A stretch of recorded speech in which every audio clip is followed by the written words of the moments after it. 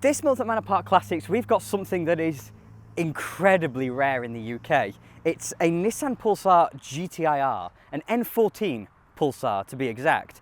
And in the UK, these cars were sold as normal shopping cars as Nissan Sunnies. And frankly, nobody cared.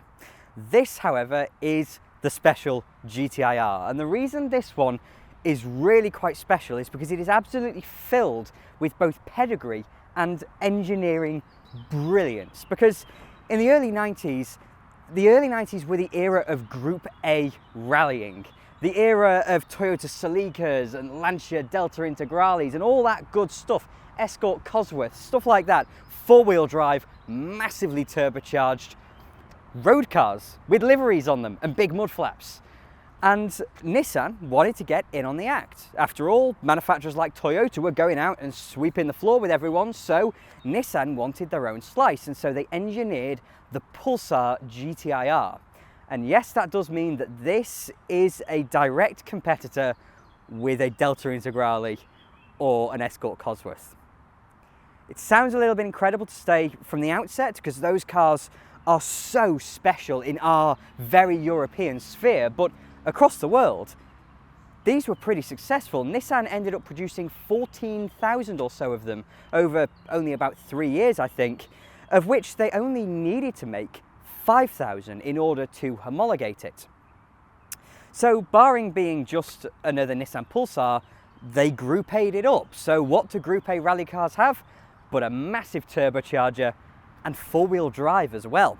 And not under the bonnet is not just any four-cylinder massively turbocharged engine, but under here is Nissan's SR20 DET.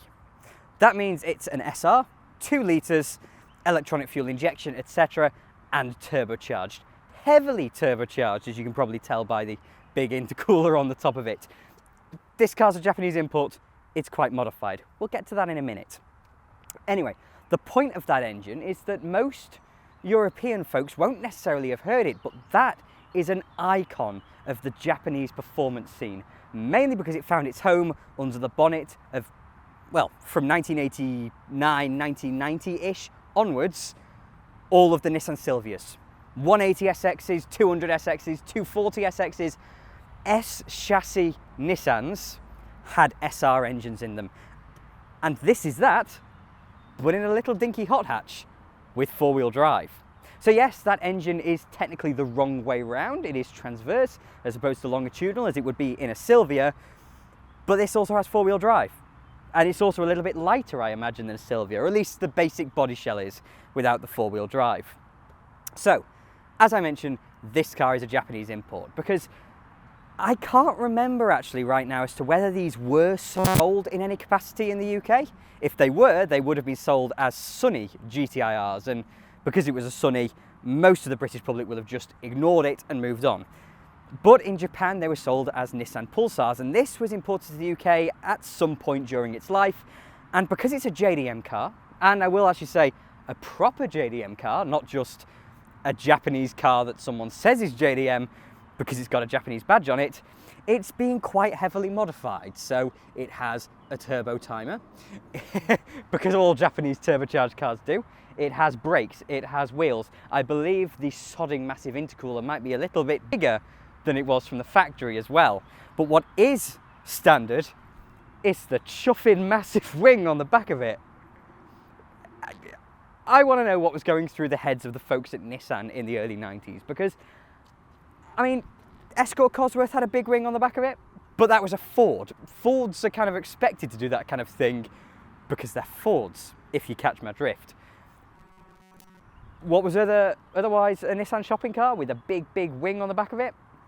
Not quite so expected. And then it's got the massive scoop in the bonnet. 3 scoops actually in the bonnet. The centre one, I imagine, for that big intercooler in the middle. And it goes from being something that at first glance you might not recognise because it looks so different to a UK DM Sunny. You then look at, realise it's a Nissan Sunny, and then you look at it again and think, oh my God, look at what they've done to it. It is a hot day, a very hot day in fact.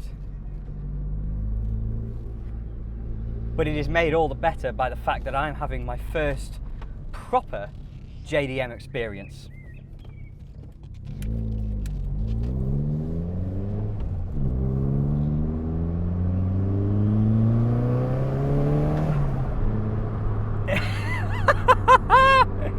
It is blisteringly fast, almost immediately.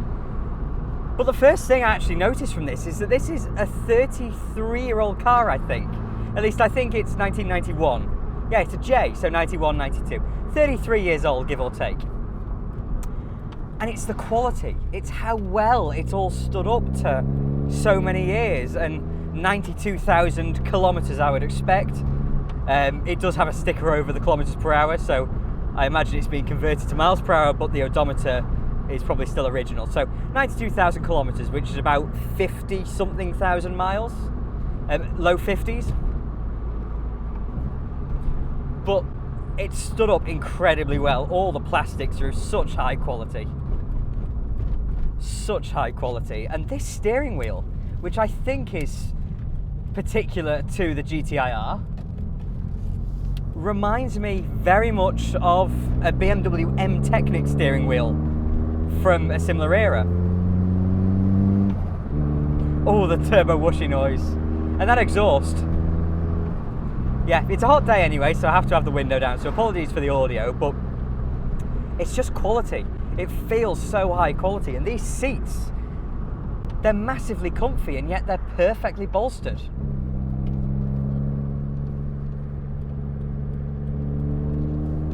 So yeah, we have to get to the centre of the point, which is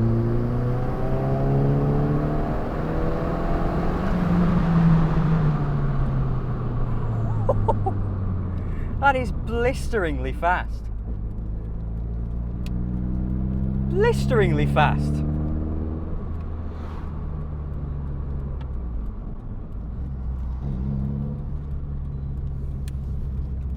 And the noise it makes as well.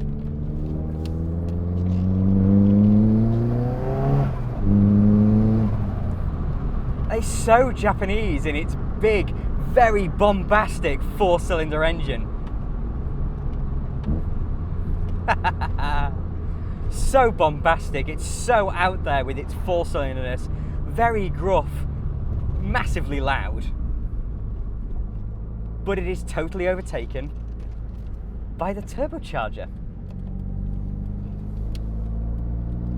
which you can hear it just breathing away in the background, that big, and then very gently just lets itself go. You probably won't be able to hear that, but I can. Now, I've said in my own videos, and I think I probably have in some for here as well, said that I prefer naturally aspirated engines, and I do. I like them for their power delivery, very, very linear. I like them for the noise they make as well, because they are naturally, they have a lot of intake noise, they growl. A turbocharged engine doesn't do that. A turbocharged engine is muted, it's muffled by its turbocharger. But the trade-off for that is that you get turbo noises. Not only that turbo intake noise, but also the blow-off noise as well, which is just spectacular. Every single time you lift off the throttle.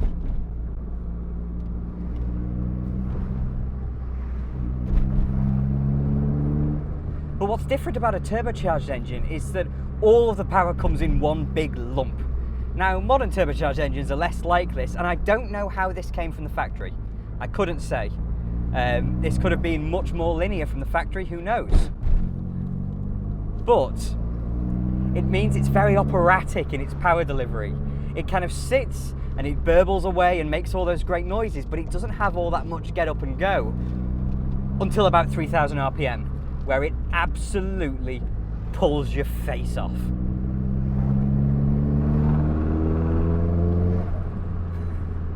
That noise is so antisocial. God knows I love it though.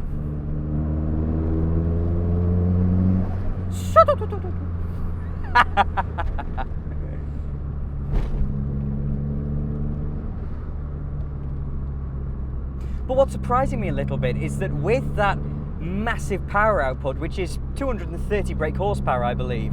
And 230 brake horsepower is more than any Silvia ever came out with. Again, I think.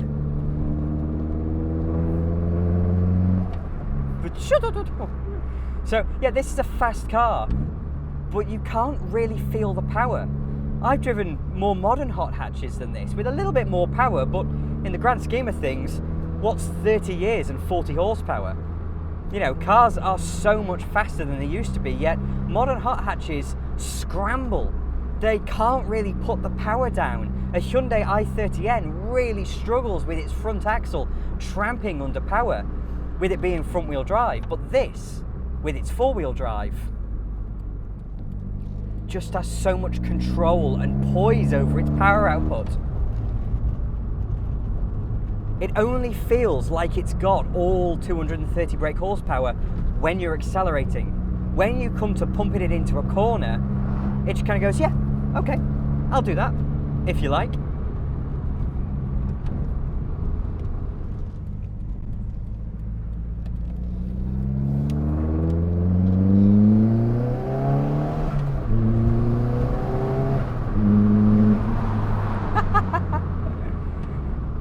It is unreasonably fast, never mind for a 30-odd-year-old car, but for a brand new car, it's unreasonably fast. And that power delivery, it just gives it so much character, so much more than a more modern turbocharged car would have.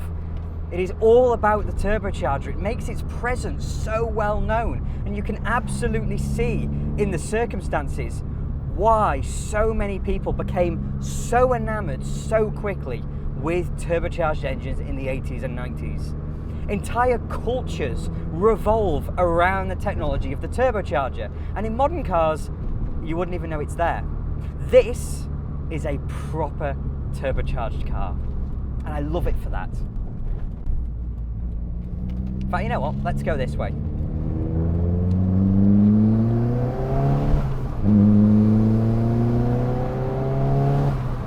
.3,000 RPM, and it just arrives like that.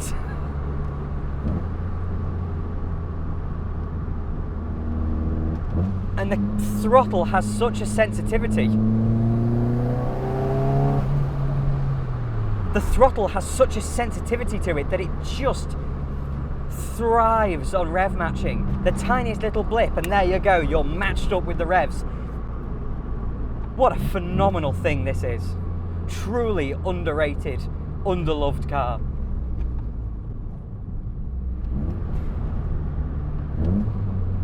But there is one more thing we need to address, and it's a bit of a trade-off for having such brilliant control over the chassis. It's strangely confidence-inspiring, the chassis. Oh. But we have to address it, and that's the ride quality, which isn't absolutely golden. Japanese cars are never known for their ride quality.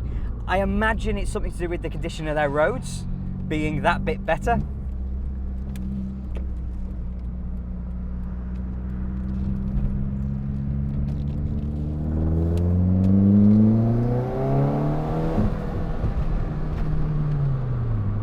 Oh dear. But yeah, the ride quality of this car isn't all that much, but it's so worth the trade-off for that brilliant poise, just controllability. To be quite honest with you, when I stepped into this car, I didn't quite know what to expect. I expected, you know, a bit of the turbocharged character because it's an SR. Entire cultures are based around that kind of engine. But I didn't expect it to be such a well-rounded package. It's an absolute joy.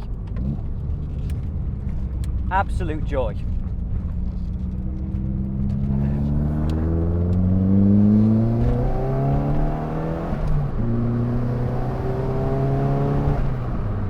And the boost doesn't catch you out either, because in normal day-to-day driving, you're not on it. You're always below 3,000 revs, and so it doesn't catch you out at all. It's only when you want to, when you put your foot down, do you reach that threshold. and then it's goodbye wherever you've been.